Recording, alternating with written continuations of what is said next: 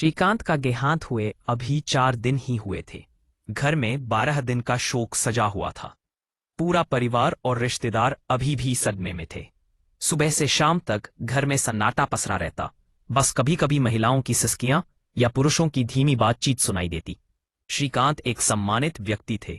गांव में सब उन्हें दयालु और ईमानदार के रूप में जानते थे। उन्होंने जीवन भर मेहनत की थी, लेकिन अंतिम वर्षों में बीमारी ने उन्हें तोड़ दिया था। अब उनके 3 बेटे, बड़ा वाला राजेश जो सरकारी नौकरी में था और शहर में रहता था, बीच वाला सुरेश जो ठेकेदारी का काम करता था और अच्छा कमाता था, और छोटा दिनेश जो गांव में ही छोटे मोटे काम से गुजारा करता था, सब शोक सभा में बैठे थे। राजेश और सुरेश तो अपनी पत्नियों और बच्चों के साथ आए थे, लेकिन दिनेश अकेला ही अपनी पत्नी के साथ वहां था। शोक के इन दिनों में घर में तरह तरह की चर्चाएं चलती। राजेश अक्सर कहता, पिताजी ने हमें इतना कुछ दिया, लेकिन अब संपत्ति का बंटवारा कैसे होगा। सुरेश हामी भरता, हाँ भाई, जमीन तो तीनों के नाम है, लेकिन कारोबार और बचत का क्या। दिनेश चुपचाप सुनता रहता, कभी कभी बस सिर हिलाकर सहमति जताता।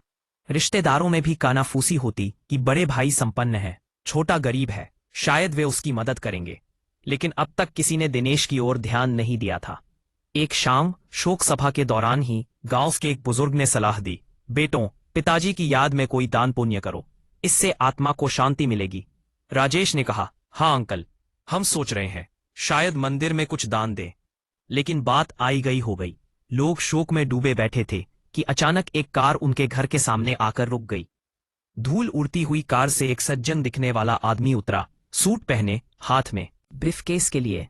वह सीधे शोक सभा में जाकर बोला, श्रीकांत के वारिस कौन कौन है। बैठक में 30-40 लोग बैठे थे।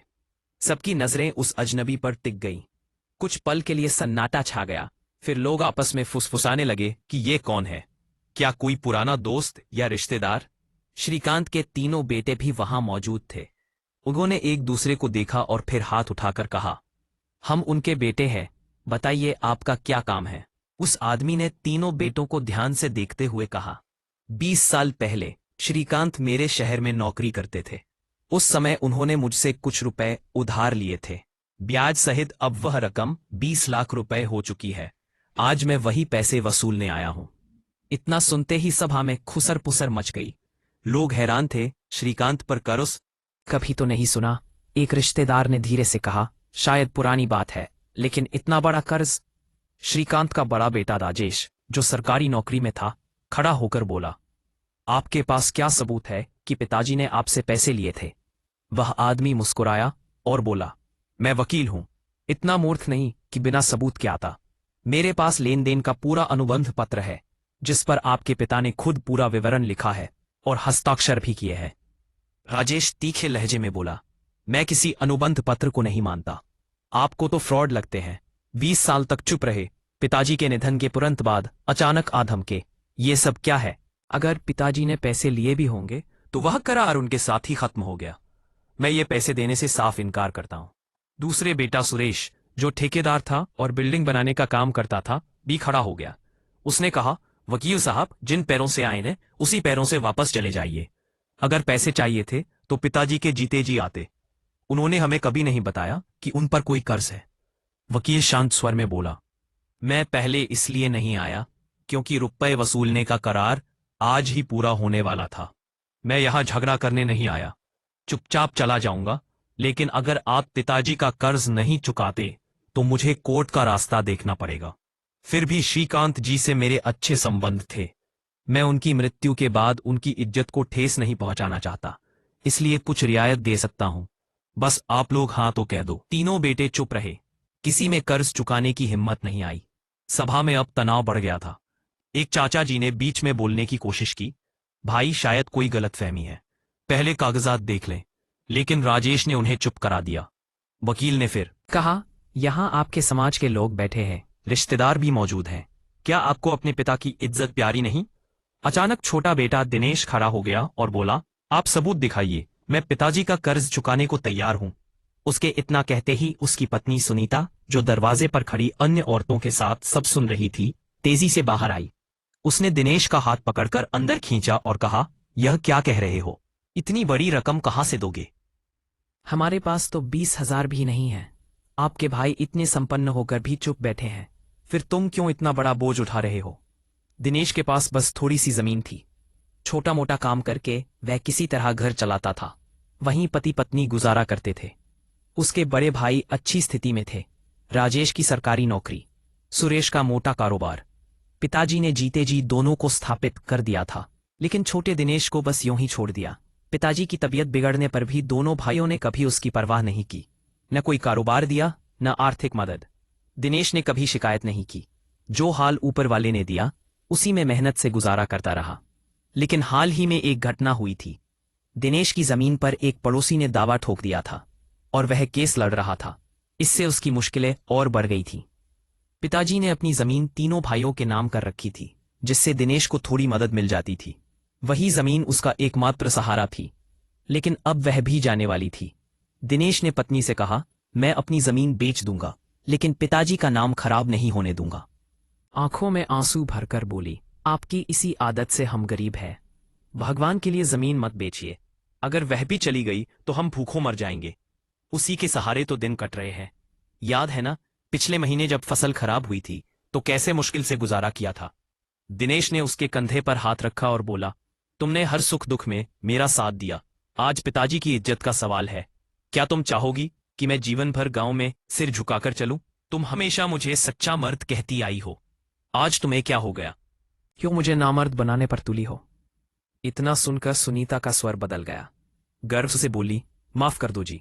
आप जाओ, पहले परिवार की इज्जत बचाओ। पेट भरने की चिंता छोड़ो। मुझे तुम्हारे बाजुओं पर पूरा भरोसा है। तुम हमें भूखे नहीं सोने दोगे, और अगर जरूरत पड़ी तो मैं भी मजदूरी कर लूंगी।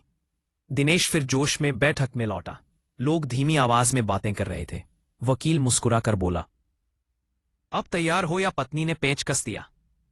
दिनेश मुस्कुराया। वह सच्ची मर्द की पत्नी है। वकील साहब, सबूत दिखाइए। मैं कर्ज चुकाने को तैयार हूं। पैसे नहीं हैं, लेकिन अपने हिस्से की जमीन दे दूंगा। पिताजी पर कर्ज नहीं रहने दूंगा।